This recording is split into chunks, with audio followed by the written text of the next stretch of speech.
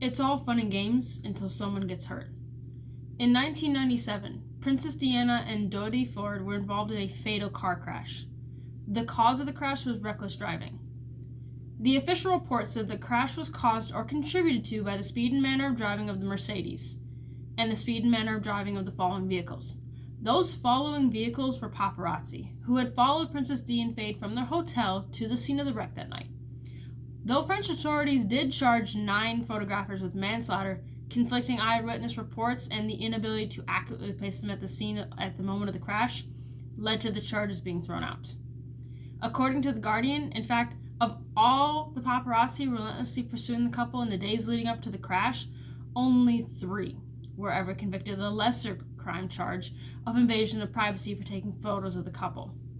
They were each fined €1, which is the equivalent to about $1, a slap on the wrist for the death of human beings.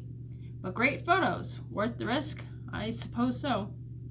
Year after year, people's privacy is attacked, and yet year after year they continue to be attacked. Why?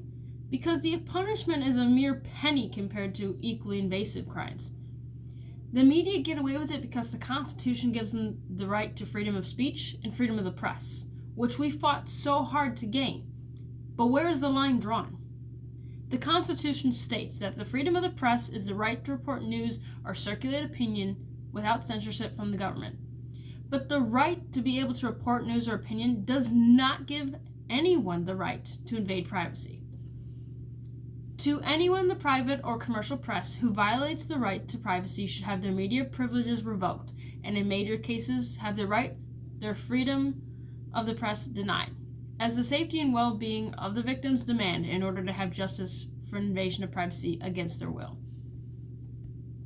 On one such occasion, the press were let into the house of mass murderers on live TV.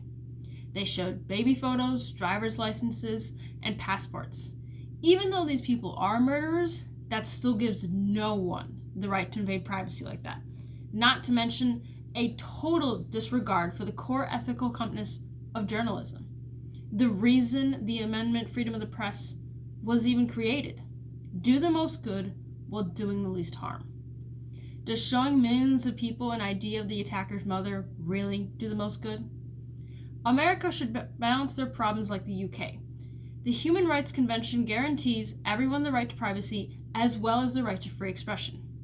Since the Human Acts right came into force in 2000, people have been able to assert these rights before the UK courts. However, both rights are qualified or restricted rights, meaning they can be limited in certain situations. For example, if a story is in the public interest, a judge may rule that the celebrity's right to privacy should be limited for the greater purpose of informing the public. In the case of celebrity stories or photographs, Articles 8, privacy, and 10, expression, often come into conflict. The rights to privacy and free expression are of equal importance legally, so it can be a challenge to strike a balance between them. That line we draw? In 2012, topless photographs of the Duchess of Cambridge appeared on the front cover of a French magazine. The pictures showing the royal couple relaxing at a private villa have been taken from a distance with a long lens camera. The French court decided in favor of the Duke and Duchess and awarded compensation, showing that a distinction should be made between what the public is interested in and what is actually in the public interest. While many people may wonder what royalty get up to on the holiday, that is not enough to justify an invasion of privacy that taking of private photos leads to. Many argue that celebrities often use the media to promote themselves or their product, and therefore they are in no position to criticize the media attention that surrounds them. As J.K. Rowling says, "You're famous. You're asking for it." Although this is true, the media they post still goes through them. They still have a say and in what they allow to be put out there for the world to see. So when someone violates the right to choose what is posted and what is not, that's not right. Few rights under the Constitution are absolute, and there are limits on press freedom. For example, while criticism of the government is protected, publishing false information about private citizens is not. This is called defamation. The term defamation refers to the spoken or written words that are injurious to others. The term given to written defamation is libel, and the term given to spoken defamation is slander. To constitute defamation, A statement must be false and must cause harm. Of course, truth is always a defense in a defamation lawsuit. Only lies can be defamacy. Defamation generally consists of 4 elements. The defendant made a statement of a fact to one or more of the people. The statement was about the plaintiff. The statement was defamatory and false. And the statement injured the plaintiff's reputation and or caused economic damages. Defamation laws applied to all people and publications under all circumstances until 1964. Until then, defamation was not held to be protected speech under the First Amendment. The case set a new standard for criticism of a public official, that of actual malice. Falsity was no longer good enough grounds for public figures to sue newspapers.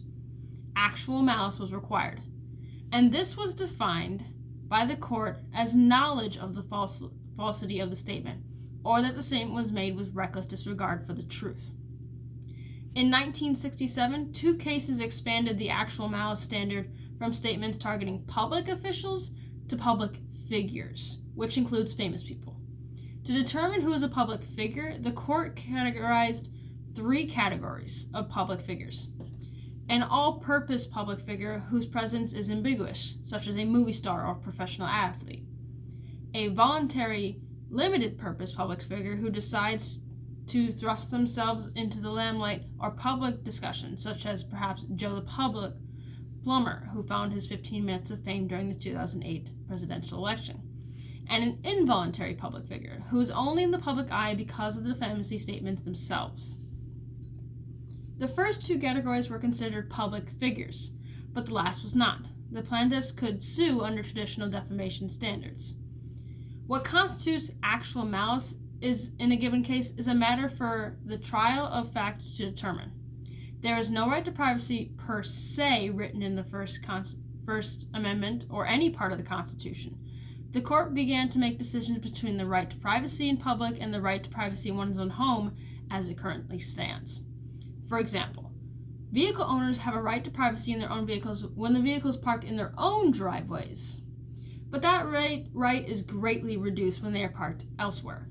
This is exactly why there should be a standard and an amendment in the Constitution to protect rights to privacy nationwide. Invasion of privacy is a very old tort that complements defamation. Where defamation covers published lies, invasion of privacy cases can cover published truths. There are several varieties of privacy torts under various state statutes. Physical invasion into a person's private life, such as hiding a camera in another person's bedroom. Public disclosure of private or confidential facts, such as private medical information. Appropriation of another's name or image for commercial purposes, and publishing technically true information that puts a person in a false light. To anyone who violates the right to privacy or defamation against any public or private figure should have their media privileges revoked and in major cases have their freedom of the press denied, as the freedom of the press and the right to privacy are at an equal measure, and there is a thin line between them. The 28th Amendment should be added to the Constitution that states, the following are to disregards of a person's right to privation and should be considered an invasion of privacy. The physical intrusion into a person's private life, public disclosure of private or confidential facts, appropriations of another name or image for commercial purposes, and publishing technically true information that puts a person in a false light, should have their privileges taken away. If a defendant makes a statement of fact to one or more other people that is false, the statement was about the plaintiff, the statement was defamatory and false, and the statement injured the plaintiff's reputation and or caused economic damages, should be considered defamation and under the same rights to privacy and truth.